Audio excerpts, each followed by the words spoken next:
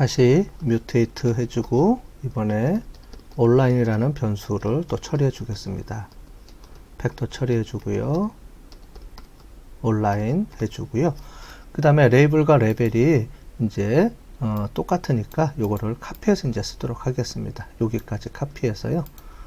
다 쓰겠습니다. 이렇게 해서 붙여 갖고 와서 이제 쓰겠습니다. 자, 그 다음에 다시 파이프라인 연결하고요. 뮤테이트 이번에는 크레딧 카드를 해보도록 하겠습니다. 다시 팩터 처리해 주고요.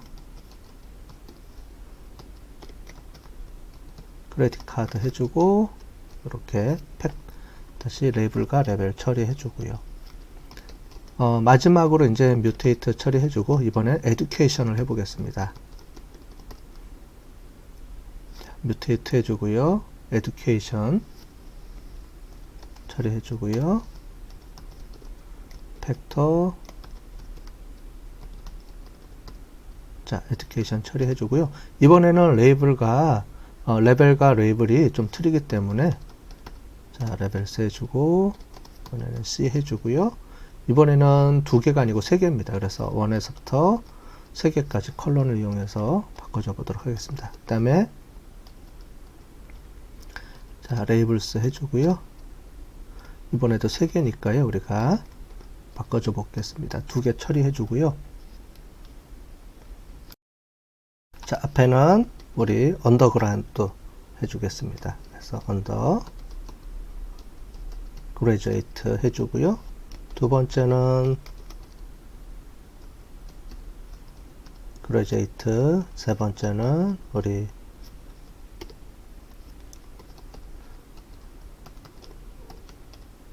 프로페셔널로 우리가 해보도록 하겠습니다. 자, 그럼 다 됐으니까 요거를 이 변수를 팩터 처리하는 걸 한번 해보도록 하겠습니다. 팩터 처리가 됐고요. 이 팩터 처리된 거를 눈으로 확인해 봐야 되겠죠. 그래서 str 그 다음에 뱅크 tv로 해서 팩터 처리해 보겠습니다. 자, 보시는 것처럼 우리 팩터 처리했더니 여기 보시는 것처럼 팩터 처리한 부분이 팩터로 나와 있습니다. 그죠? 그래서 에듀케이션은 3레벨로 되어 있고요. 언더그레이드, 그 다음에 그레이저에이트 이렇게 해서 나와 있죠. 그 다음에 퍼스널 론도 우리 팩터 처리됐고요. 시큐리티 어카운트, CD 어카운트, 온라인, 크레딧 카드 등이 전부 다 팩터 처리가 되어 있습니다. 퍼스널 론은 우리가 1번을 yes로 했고 2번을 no로 했죠. 그래서 그렇게 팩터 처리가 되어 있고요. 그 다음에 시큐리티 어카운트 이런 부분들은 no yes로 다시 처리가 되어 있는 걸 볼 수 있습니다. 우리 원본은 0과 1로 또는 1과 0으로 되어 있는데요. 팩터 처리하면서 0, 1을 1, 2로 다시 바꿔서 왔습니다. 전체적으로 팩터 처리할 때는 1부터 시작돼서 자체적으로 이 R 코드에서는 1, 2로 처리가 되기 때문에 이렇게 처리가 된 거고요. 그러니까 원본하고 틀리게 이 팩터 처리하면서 R 코드에서 인식하는 팩터 형식으로 숫자나 이런 것들이 바뀐다. 이렇게 보시면 될 것 같습니다. 자, 다음으로는 필요 없는 변수를 제거해 보겠습니다. 우리 그 전에 여기 있는 내용들을 좀 주석을 이용해서 추가해 주겠습니다. 여기는 우리 팩터 처리하는 거죠. 자, 다음으로 우리 전처리 작업 중에서 우리 필요 없는 변수 제거입니다. 자, 그럼 필요 없는 변수 제거해 주는 방법에 대해서 배워보도록 할 텐데요. 뭐가 필요 없냐면 우리 id하고 집 코드는 우리가 필요 없기 때문에 id랑 집 코드는 제거해 주도록 하겠습니다. 자, 뱅크 tv로 다시 입력을 넣을 테니까 이렇게 처리해 주고요. 그 다음에 뱅크 tv를 호출하겠습니다. 파이프라인으로 호출을 하고요. 그 다음에 우리 변수를 갖고 올 때는 우리 select입니다. 그죠? select를 이용해서 변수를 갖고 오는데 우리가 필요 없는 변수를 빼야 되니까 변수 갖고 오는 데서 빼는 거는 마이너스를 써주면 됩니다. 마이너스 C 해주고요. 변수 제거해줄 변수를 넣으면 되니까 id 그 다음에 우리 집 코드입니다. 근데 집 코드는 우리 여기 보니까 스페이스 처리를 해줘야 되기 때문에 이렇게 헛다운표를 해주고요. ZIP 그 다음에 코드 이렇게 써주면 됩니다. 대소문자 구분을 하니까요. 여기 집이라는 거는 대문자로 다 써주셔야 됩니다. 자, 이 상태에서 우리 필요없는 변수 제거해 주겠습니다. 자, 제거해 줬는지 우리 확인해 보도록 할게요. 그러면 str 해주고요. 그 다음에 bank tv를 이용을 해서 제대로 변수가 제거됐는지 보도록 하겠습니다. 그래서 형식으로 보니까 age 쭉 나와 있는데요. 여기 보니까 id하고 집 코드가 여기는 이제 제거가 됐죠. 그럼 제대로 제거된 거를 우리가 이제 확인할 수가 있습니다. 자, 데이터까지 제거가 됐으니까 전처리 작업은 이미 이제 끝났다고 보고요. 그 다음에 우리 또 필요한 부분들이 이렇게 데이터를 다 제거해 주고요. 우리가 이제 분석에 쓸 데이터들을 정리했으니까 이 데이터가 어떻게 이루어졌는지 데이터를 탐색하는 방법이 있습니다. 데이터를 탐색하는 방법은 이제 이 데이터가 우리 자료 형태가 범주형이냐, 그 다음에 숫자형이냐, 수치형이냐에 따라서 우리가 되죠. 범주형은 우리가 카운트를 하게 되고요. 프리퀀시 테이블을 이용해서 만들어서 해줘야 되고, 연속형 변수, 수치형 변수일 때는 평균을 구합니다. 자, 이런 내용들은 우리 통계 이론 시간에 여러분들이 배우고 오셨으리라고 생각하고요. 그래서 데이터 탐색하는 방법인데 그 중에서도 우리 아까 전에 스키마리라는 패키지를 설치해 줬습니다. 스키마리라는 거는 이 데이터 탐색을 전반적으로 한꺼번에 편리하게 해주는 툴이라고 볼 수 있으면 될 것 같습니다. 자, 그래서 우리 스킴 해주고요. 그 다음에 뱅크 언더바 tv 이렇게 넣어주면 전체적으로 우리가 분석이 될 텐데 좀 오른쪽 공간을 크게 해주시고요. 실행을 해보도록 하겠습니다. 자, 그러면은 이제 스키마를 통해서 해주면은 여기 보시는 것처럼 베리어블 팩터 형식으로, 팩터라는 게 이제 우리 범정 변수거든요. 팩터 형태로 되어 있는 게 education, 그 다음에 personal loan, security account 이런 것들이 있습니다. 그죠? 그래서 언더가 2096개, 프로페셔널이 1500개, 그레이주에이트가 우리 1400개 이렇게 됐고요. 퍼스널 론은 아까 전에 5000개 중에서 4520개가 no, 그 다음에 yes가 480개가 yes로 되어 있고요. 이렇게 쭉 나와 있죠. 그래서 요거를 보시면 되고요. 그 다음에 수치형 변수입니다. 우리 수치형 변수는 이렇게 나와 있습니다. 나이부터 시작해서 경험치, 그 다음에 인컴, 수입, 패밀리 사이즈 이런 것들이 쭉 나와 있죠. 보시면 여기 평균이 어떻게 되는지 나와 있습니다. 그래서 평균 요 값들을 보시면 되고 평균에 대한 분포가 이렇게 구성이 되어 있다. 이렇게 보시면 될 것 같습니다. 그래서 전체적인 사이즈를 우리가 볼 수 있으니까요. 전체적으로 데이터 구조가 어떻게 되어 있는지, 그 다음에 기본적인 이제 데이터 탐색을 우리가 볼 수 있었습니다. 자, 여기는 우리가 데이터 탐색이라고 해줘 보겠습니다. 데이터 탐색 방법입니다. 자, 그런데 데이터를 탐색했는데 우리가 지금 분석하고자 하는 거는 퍼스널 론에 따라서 어떻게 구성되어 있는지를 좀 보고 싶습니다. 그래서 스킴이라는 걸 이용해서 전체적인 데이터 구조를 봤는데 이 스킴을 퍼스널 론이라는 우리가 보고 싶어하는 이 구조에 따라서 어떻게 나눠져 있는지도 한번 전체적으로 보고 싶습니다. 그럴 때 어떻게 하는지 그룹에 따라서 나누는 걸 한번 보도록 할게요. 그럴 때 우리는 뱅크 tv라는 거를 이용을 해서 갖고 오고요. 파이프라인에서 그룹 바이라는 걸 이용해서 해주면 되겠습니다. 그래서 그룹 바이를 이용을 하고요. 그 다음에 퍼스널 론을 우리가 그룹으로 선정을 하고요. 그 다음에 우리 아까 전에 스킴 이용해서 우리가 처리를 하도록 하겠습니다. 자, 그래서 한번 분석을 해볼까요? 해보면은 베리어블 타입 아까 전에 그 타입에 따라서 나눠집니다. 조금 위로 볼게요. 자, 그러면은 퍼스널 론에 따라서 우리가 그룹핑을 이렇게 해준 걸 볼 수가 있습니다. 그래서 베리어블 타입의 팩터에 대해서 education, yes냐 no냐에 따라서 여기 보면 나와 있죠. 그래서 퍼스널 론이 yes인 경우, no인 경우에 따라서 이렇게 나와 있죠. 자, 여기가 공간이 모자르니까 다시 한번 분석을 해보도록 할게요. 그래서 education은 프로페셔널이 205개로 제일 많네요. 그죠? 그런데 여기 보시는 것처럼 퍼스널 론이 no인 경우에는 언더가 제일 높겠죠. 자, 이것만 딱 보시면 대략 보더라도 지금 교육을 받은 사람의 교육 수준이 언더보다는 프로페셔널인 사람한테 보내주는 게 퍼스널 론에 대한 게 우리가 더 좋은 응답률을 얻겠구나, 이렇게 우리가 알 수가 있겠죠. 왜냐면 이 구조 자체가 틀리다는 것을 우리가 볼 수 있죠. 전체적으로 보시면. 그래서 이런 거를 우리가 전반적으로 보는데, 이거는 이제 지금 우리가 감으로 한 거고요. 실제로 앞으로 이제 뒤에 분석해주는 그 여러 가지 우리 데이터 마이닝 분석 기법에 따라서 우리가 퍼스널 론에 영향을 미치는, 이걸 퍼스널 론을 구분할 수 있는 다양한 변수들을 우리가 찾아낼 수가 있습니다.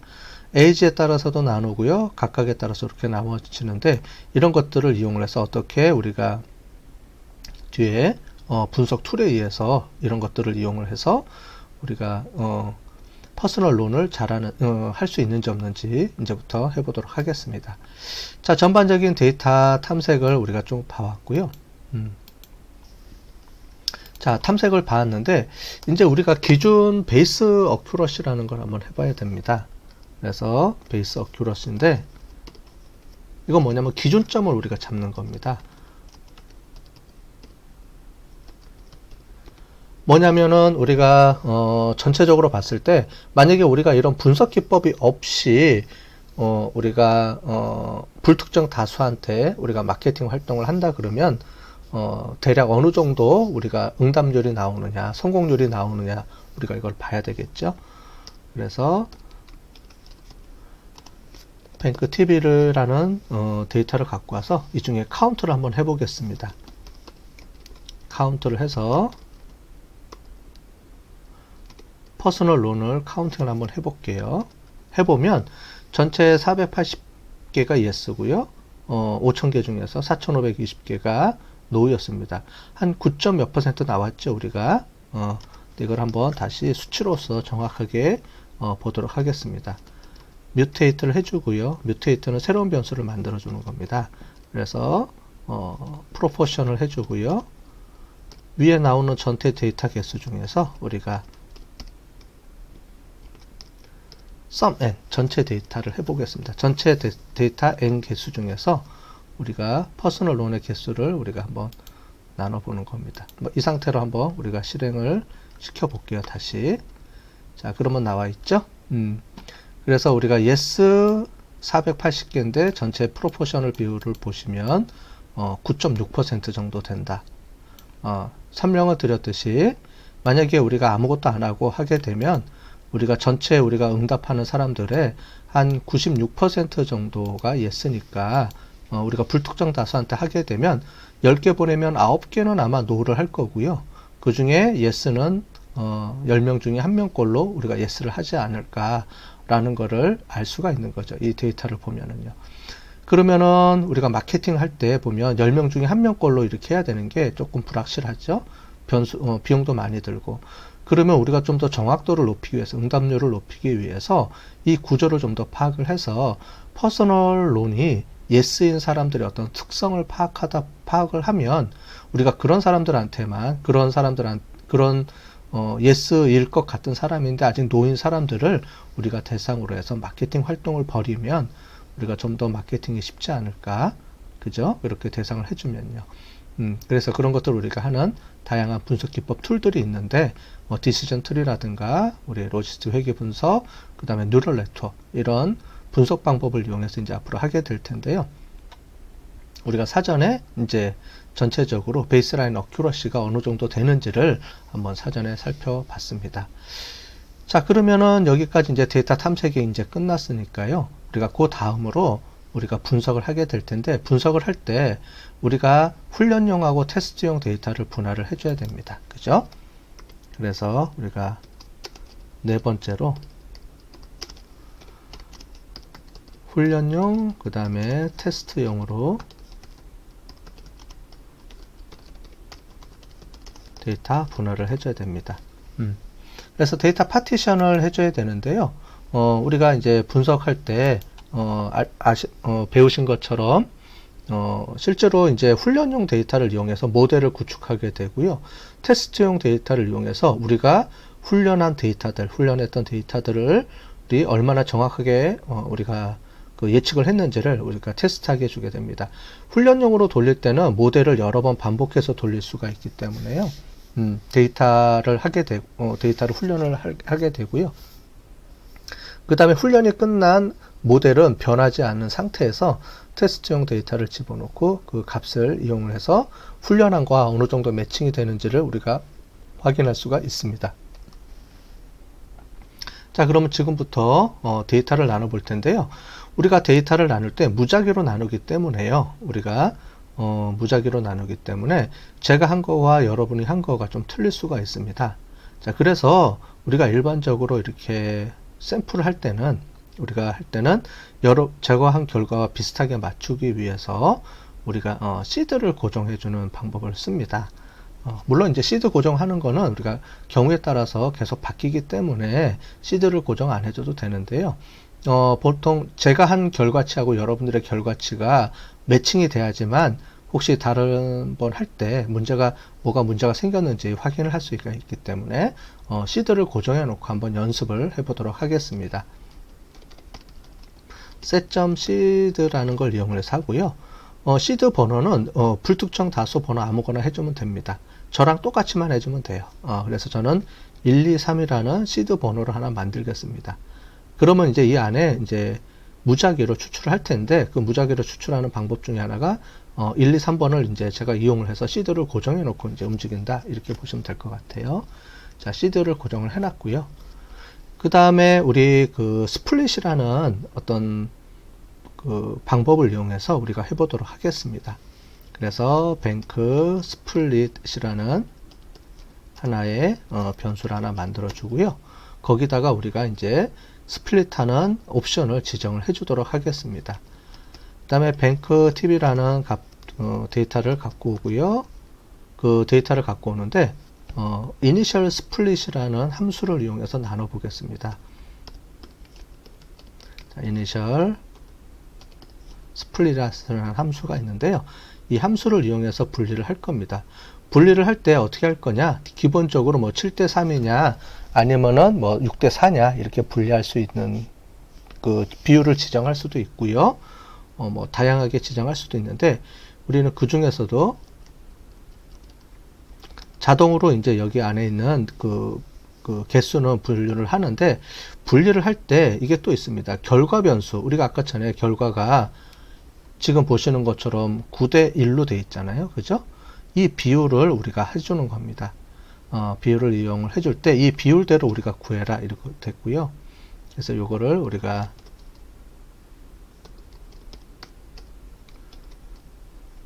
퍼스널 론 즉 해주면은 스트레타라는 거를 해주면은요 이 변수에 따른 비율에 따라서 우리가 훈련용 테스트용도 나눠준다는 겁니다.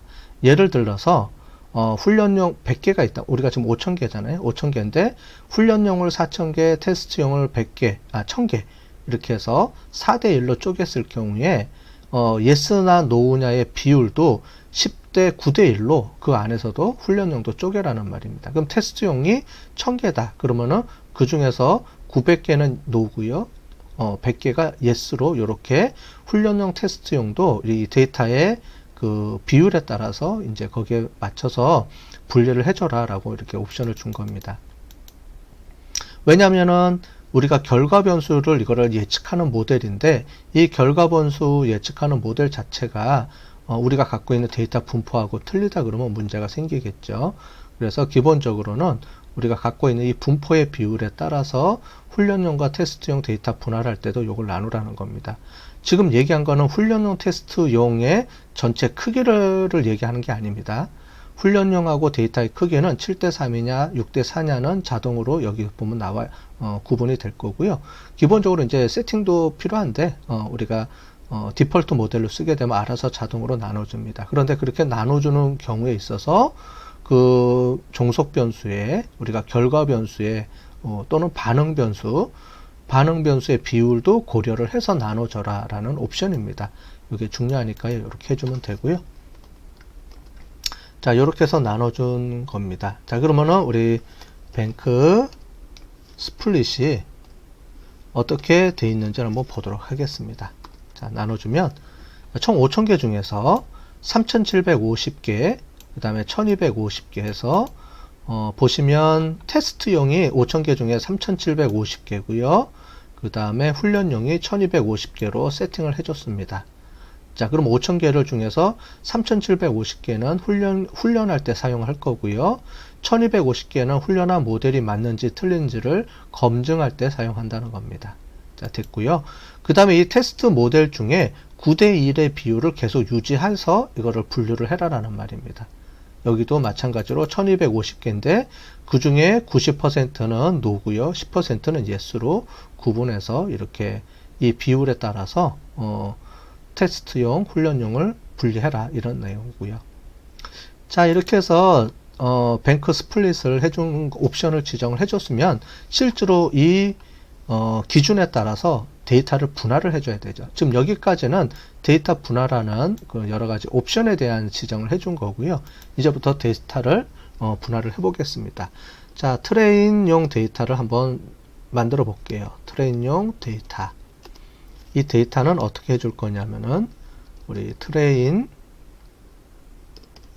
데이터를 해주는데 뱅크 스플릿을 이용해서 훈련용으로 이렇게 나눠주는 겁니다. 자, 그렇게 해서 데이터를 나눠주고요. 그 다음에 테스트용 데이터도 나눠주고요. 테스트용 데이터는 테스팅으로 해주고요. 뱅크 스플릿을 이용해서 우리가 테스팅용 데이터를 나눠주겠습니다. 이거는 우리가 R에서 쓰는 옵션입니다. 그래서 다시 한번 말씀을 드리면 훈련용 테스트용 데이터를 분할할 때 보시는 것처럼 이니셜 스플릿이라는 걸 이용해서 여기 있는 우리가 기존에 갖고 있던 데이터를 이렇게 스플릿 나눠주고요. 나눠주는 옵션을 지정을 해준 다음에 트레이닝 테스팅이라는 변수를 이용해서 해주면 이 안에 있는 것 중에서 트레이닝용 데이터를 요 기준에 따라서 트레인이라고 분류가 되어 있는 비율만큼만 뽑아서 데이터를 만들어 주고요. 여기는 테스팅용이라는 데이터 비율만큼만 뽑아서 이렇게 만들어 준다는 겁니다. 자, 실제로 트레인용 데이터, 테스트용 데이터를 만들어 놨습니다. 자, 그럼 우리가 한번 구조를 볼까요? 구조를 보고 트레인용 데이터를 이렇게 한번 보겠습니다. 그럼 전체 보시는 것처럼 3,750개가 들어와 있는 걸 볼 수가 있죠. 네. 그 다음에 테스트용도